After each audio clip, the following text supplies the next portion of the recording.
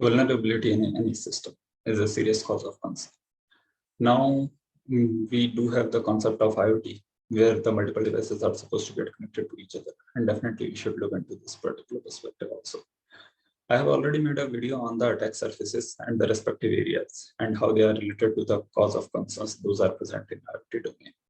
But if we rate the different sorts of attacks and their attack possibilities in an IoT environment, then there are numerous possibilities. Additionally, there are multiple attack surfaces and there are endless priorities on which you want to specifically focus on. Now, the point is, which are the top IoT vulnerabilities where you should look into and you should try to prevent the maximum loss? Means you can safeguard your assets, you can safeguard your IoT ecosystem at the maximum possible extent. Now, the point is, what particular points you should focus on. So, hey there, my name is Rup Kumar, and in this particular video, we are going to look onto the top IoT vulnerabilities and how you can go to discuss these different vulnerabilities with respect to the attack surface. So, we are going to discuss one by one. The top IoT vulnerabilities, if we discuss, then there are multiple, but we are going to discuss only top 10 because these top 10 vulnerabilities have been discussed and provided by a top-notch security firm, that is OWASP, and this particular firm discusses these vulnerabilities in their fullest manner. So if you're interested for more details, you can go and check the respective website. But in short, I'm going to discuss one by one. So let's start. The first one is the insecure web interfaces. So as we do know that multiple web interfaces are present in our system. And if you are connected with multiple websites, then obviously you do have at least 4 to 5 web interfaces always open. So if there is some adversary and he is sitting on to some remote place or in your local network also, then he may gain access or he will try to gain access to your insecure web interfaces. And it is very easy because everything is corrected through web. In comparison to the web interface, the last you can see that last point is poor physical security. So why it is like this? That the first priority of concern is the web interface and the last priority in terms of these top 10 vulnerabilities is the physical security, because it is difficult to influence the physical security in comparison to the web security, because web security can be interfered from anywhere in the world. Just you need a network connection to your network or to your system. But in case of physical security, you need to go to the physical location where the device has been put. And in this way, you need to capture the physical location. So that is very difficult. Now coming to the point of analysis, that why web interfaces are so vulnerable. So we don't know the kind of web APIs which are being used by the particular service provider. And that is the main reason. So if we see critically, then one of these points is always related to other point or the points. So if I tell you, then the web interface, if it is using some sort of APIs, then definitely those APIs are going to be the part of some network services. So you can see the third part, which is the insecure network services. So ultimately, one type of limitation or the vulnerability is going to generate the origin or may lead to the other type of vulnerability. So in this way, we can say that the source of one vulnerability might be the reason for the other vulnerabilities. And in this way, if you stop one source, means if you stop one spread of a particular kind of vulnerability, then you are fixing that particular loophole. But it is not like only this. Means just by fixing a loophole, you are fixing so many different possible loopholes for the future. So that's why I'm going to say that always take a precautionary note of the outsider networks. And in this way, the web interfaces and the online interfaces or online ports that you have opened in your system, that you should always keep in check that whether they are necessary or not. Second is insufficient authentication or the authorization. So whenever you are going to authenticate someone, means you are authorizing him to access the kind of services. So you should be always careful whether the third party or the person is trustable or not. If it is not like that, then obviously do not reveal the all kind of details that are necessary to gain the access of some critical resource. Thirdly, the insecure network services. Many times you do believe that your system is secure. Why? Because the underlying APIs are tough enough, they are robust enough, but it is not always the case. So you should always consistently look for the kind of possible updates in the network services which are running. And if there are network services updates which you usually don't perform, you should always go for that and update your system. Then the lack of transport encryption or the integrity verification. So integrity verification, you must have seen the MD5 hash code or etc. sort of things whenever you are downloading some file from internet. And we usually don't give a look to these sort of things. Why? Because we are not bothered about integrity at all.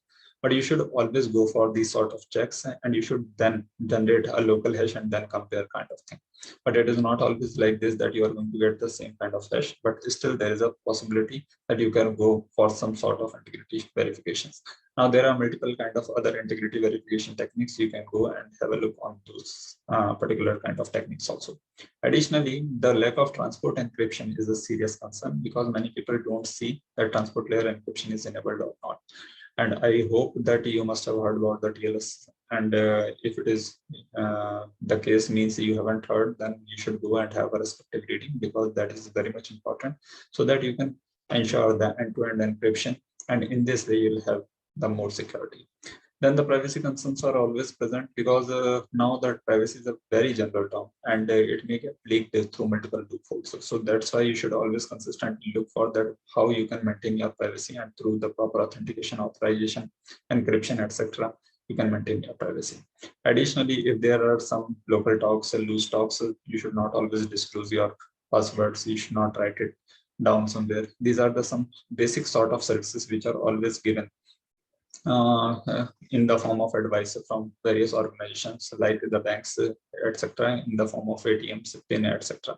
So you should always keep a consistent watch that how you are talking to others, because the social engineering is also one of the very serious and very simple technique where people may trap you into their talks and may reveal the kind of information that is supposed to be there.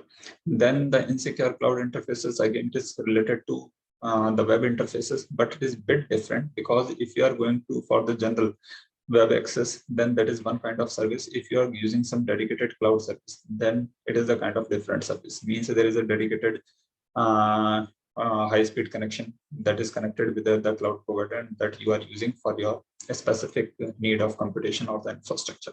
Then the insecure mobile interfaces, because your device that you are using for computation might be mobile. So again, your interfaces will be mobile. So you have to be very much cautious, because in mobile networks, the quality of connection always remains poor. So the frequent disconnection may kind of leave you in a abnormal state where your that insecure communication or the unclosed session might be hijacked by some of the adversary, and they may gain some sort of advantage of that particular situation. So when you are using a particular cloud service and that you are using with the help of a mobile interface, so it becomes a club of two vulnerabilities. Additionally, if you are using some web service over the cloud platform, that too with the help of a mobile device, then it becomes a club of three vulnerabilities. So in this way, you can go and have a check that how a particular situation might be a united form of multiple vulnerabilities, and in that case, you have to be much more secure in comparison to the single vulnerability possibilities. Then the insufficient security configurability, it is a very obvious thing, because many times we don't go for the kind of manual installation or the manual configurability of anything. We always go for the default kind of installation or the configurability of any device. And that is the most insecure thing that we do almost on daily basis, because if we are doing some default installation, then everybody is aware of it. If you are doing some manual installation, you are always aware of the thing that what sort of DLLs or the APIs are getting installed into your system. And you are getting the kind of information that how these particular APIs are linked with other things, means how much space they are requiring, where they are going to get installed, what sort of permissions they are asking for, etc. Okay, the most simple example that you always install multiple apps into your system, but you never bother whether what sort of kind of permissions they are asking for. So these sort of things you should keep in mind. Then the insecure software or the firmware, because when the particular software gets burned onto a particular hardware, it becomes a kind of firmware. So the firmware is a very much common thing. For example, always in the form of firmware, if you are using insecure, like you got some pen type that is thrown away. Now you might be thinking, oh, today I found a pen type, what a lucky day. But it might be the most disastrous day for your life, because that particular pen drive might be the intentionally thrown pen drive, and that particular pen drive might contain some sort of malwares. And when you are plugging that firmware or the pen drive into your system, then some of the malwares or the worms might get automatically installed onto your system and leaking the important sort of information. So you should not always trust some random or the garbage hardware or the firmware. And if you are going to use that particular thing, then obviously it might be a kind of serious issue.